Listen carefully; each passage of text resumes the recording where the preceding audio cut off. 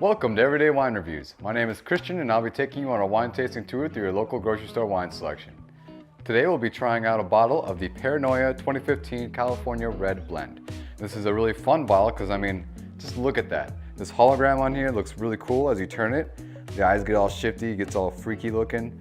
It's a really interesting bottle and just that it really pops off the shelf. This is definitely one of those labeled bottles that you buy just because it looks really fun and you want to give it a try. This is a cheaper bottle as well, clocking in at $9.99. I picked it up at Festival Foods, and it is a widely available bottle. I've seen it everywhere.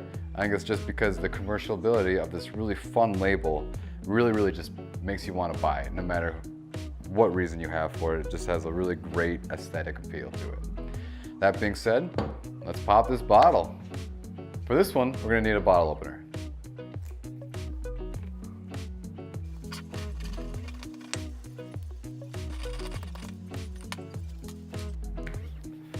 All right, the pour shot. All right, for the first take, we're gonna start with the aroma. Ooh. Definitely smells gamey. It has like a raw meat, almost like a pheasant.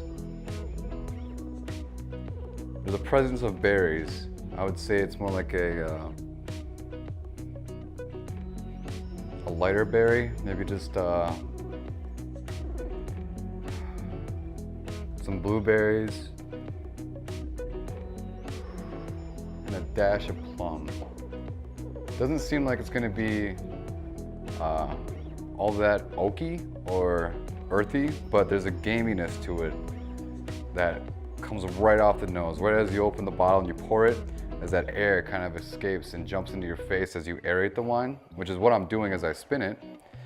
It actually releases more of the aromas. That's your little fun factoid of the day.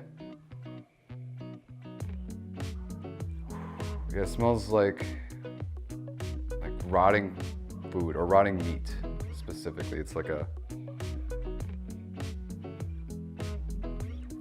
very in-your-face type aroma. I'm really excited to see what the rest of the actual profile of the wine is like. But on the nose already, it's got a very distinctiveness to it that I think is really pleasant in a certain way. But we won't find out till she goes down the hatch, am I right? Cheers.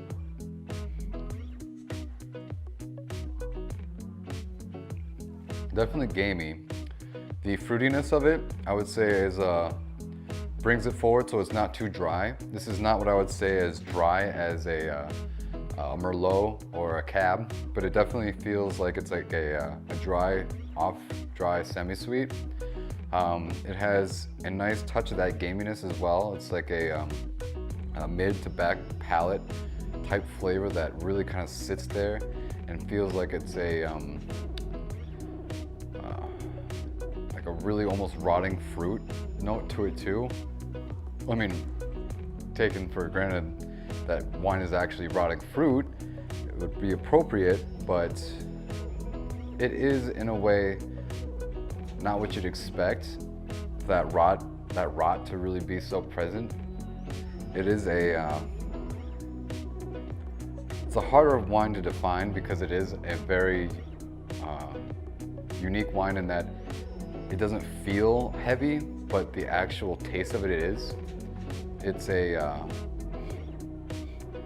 not a huge wine. I mean, you can see pretty well through it. You can see a lot of the wine is a color of, I would say, brick, almost blood red. Nice touch of a little brown in there too. It's like a rusty red, almost. It's a very interesting color, very light in body. But yeah, the flavor of it is very poignant. I want to say very prevalent in that gamey rottenness. I don't know what exactly, but this is a hard one to really put my finger on. Yeah, it's very dry on the front end, but as it goes towards the back, you feel that dryness, but the sweetness of the berries kind of overlays that, and then it follows up with that rot. Very interesting wine. As far as pairings go, I'd want to pair this with maybe a lightly seasoned pork, Or also, I could see this going well with a shaved ribeye sandwich.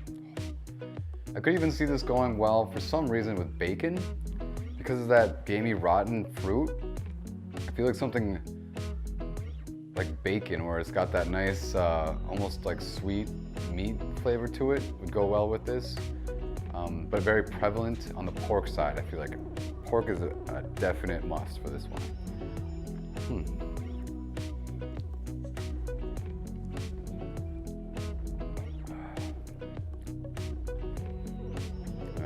As I drink it, I begin to like it less. I don't know why.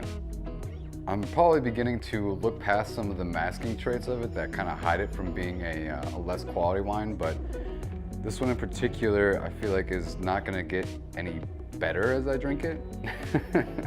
This one in particular though, as an overall, it's $9.99 a bottle.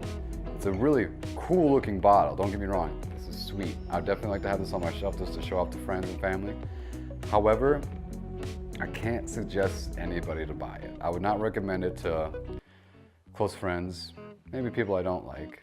But overall, this one probably lands at around a 2 out of 5. It's not because the flavor is horrible, but just the fact that as it opens up, it doesn't get any better. I wouldn't say it's worth $10, but this bottle definitely is. So I guess they got that going for them. But other than that, here's to another glass of wine. Cheers.